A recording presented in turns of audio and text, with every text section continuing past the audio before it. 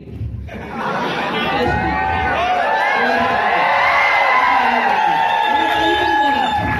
पण याला कुठल्या पण गोष्टीला तुम्ही बोला, त्याला काहीच नाही होणार. त्याला म्हणा गॅरंटी काय, टोप्या घालायला धंदा आहे, तुलाही धंदा आहे, प्रोडक्ट महाग आहे, गॅरंटी काय, वॉरंटी काय,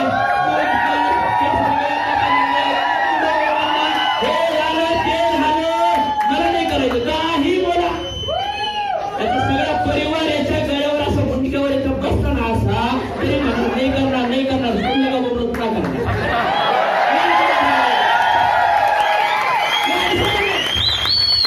आम्ही कुछ भी बोलो, कुछ भी सवाल करो, कोण नाही झाले तर उभं राहणार. हाँ, कुछ भी हो जाए, ये रुकेगा नहीं. अभी ये अनस्टॉपेबल है, ये अनस्टॉपेबल. ऐसा ही 2010 का शब्द बना, कोई भी चीज इसको रोक नहीं सकती. अभी कोई भी चीज, याला कुठला प्रश्न विचारा, याला रडायला येऊ द्या, याला इन्सल्ट करून द्या, याची इज्जत काढून द्या, याला घाबरून द्या, याला काही पण करा. हा उद्धार म्हणजे याला आई बापाला नाथा घालून द्या, याला नवऱ्याला नाथा घालून दे, याला घराच्या बाहेर काढून दे, याला हाणून दे, मारून दे, शिवाय देऊन दे, याला घसरून दे, हे म्हणणार नाही. मला करायचं आहे नाचायचं म्हणजे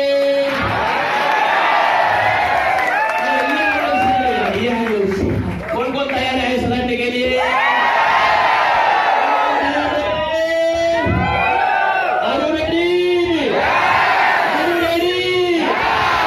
और ये जो बना है ना, ये सिर्फ खुद का घर, खुद का गाड़ी, खुद का डायमंड नहीं, सारा इसके वजह से मरते दम तक ना 1000 लोगों की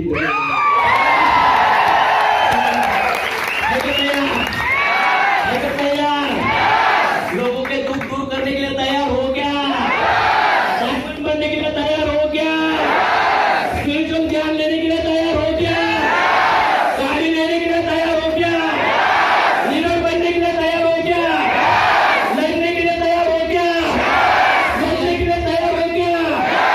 लेना है गाड़ी, लेना है घर, लेना है गाड़ी, लेना है घर, बनना है डायमंड, बनना है डायमंड, बनना है डायमंड, जाना है घोड़े, जाना है घोड़े. लास्ट में एक ही बोलूंगा, जलती है दुनिया, जलती है दुनिया, जलती है दुनिया, जलती है दुनिया, जलती है दुनिया, जलती है दुनिया, जलती है दुनिया. नेटवर्क मार्केटिंग में उड़ता है पैसा सब करके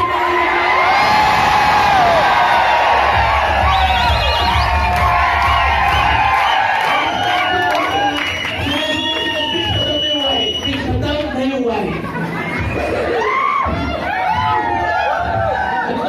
आखिरी में 10 मिनट बात करने वालों चलेगा. आखिरी में ये तो मिलन डायलॉग है, आपको लगे खत्म हो गया. समझ में आया. आता हा मोबाईलच्या बॅटरी ऑन करा.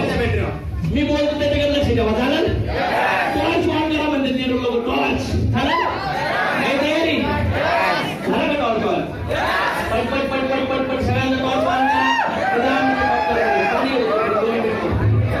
माईकच्या रेंज मध्ये कधी येऊ नका. माईकच्या रेंज मध्ये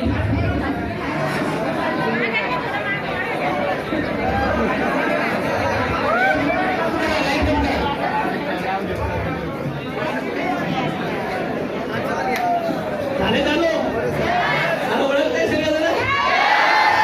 बघा माझा जन्म गरीब घरात झाला, सफरचंद घरात झाला, आणि या इंडस्ट्रीला मी जेव्हा आलो 5.5 लाख कर्ज, सगळी लाईफ बरबाद, सगळं टेन्शन होतं दुनियादारी. त्या गरिबीला तोडायचं होतं, थकलो होतो गरिबीला, कंटाळलो होतो गरिबीमध्ये, आणि मला समजवलं बिझनेस सुरू केला. पण सारा समाज आपोत, फॅमिली आपोत, फ्रेंड आपोत नव्हतं होत बिझनेस. केस देत नव्हता, फोन उचलत नव्हता, लोक भीती दाखवत होते, लोक घाबरत होते, लोक डाऊन ट्रेड करत होते, लोक चिडवत होते, लोक टॉट मारायचे, लोक झुकवायची.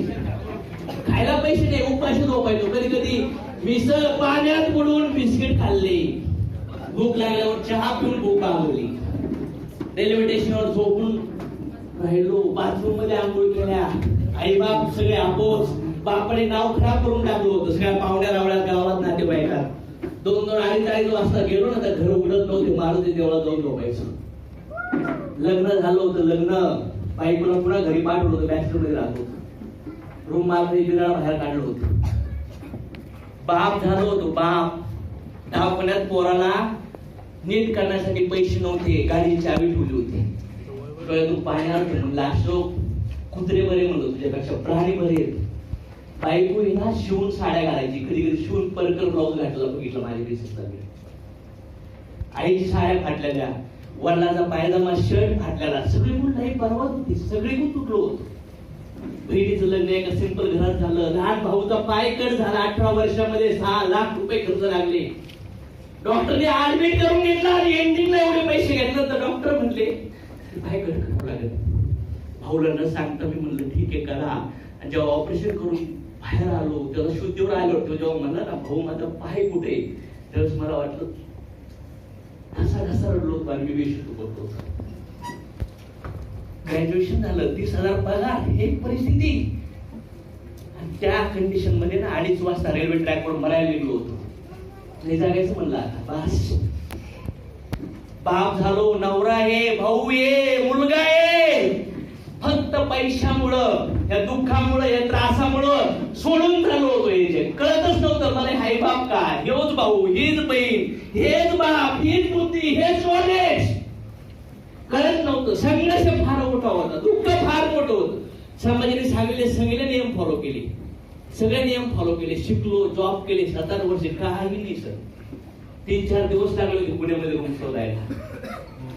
आणि एमएलएम इंडस्ट्रीमध्ये रोज निगेटिव्ह व्हायचो, पण पर्याय नव्हता पर्याय. करून दाखवायचंय डिसाईड केलं होतं बॉस, बस करणार. प्रश्न फार होते, मी कोण आहे, दुःख का होत आहे, ती विधवा बाई का, तो मुलगा अंधा आहे का, त्याला अपंग काय का, माझ्या भाऊचा पाय कट झाला, मलाच गरीब आहे बाप का, आम्ही झोपल्यानंतर पाऊस धब्बा गळतोय, घरामध्ये झोपायला जागा नाही का, एकीकडे घर, गाड्या, करोडो अरबो रुपये.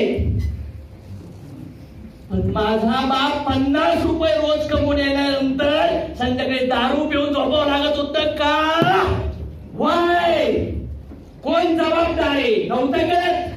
नद्या तांबर गेल्या, देवाला गेलो, नारळ फोडले, उपवास धरले, ब्राह्मणाकडे गेलो, सुकून पाहिलं, धागे बांधले, सगळं केलं, सगळी दुनिया केली.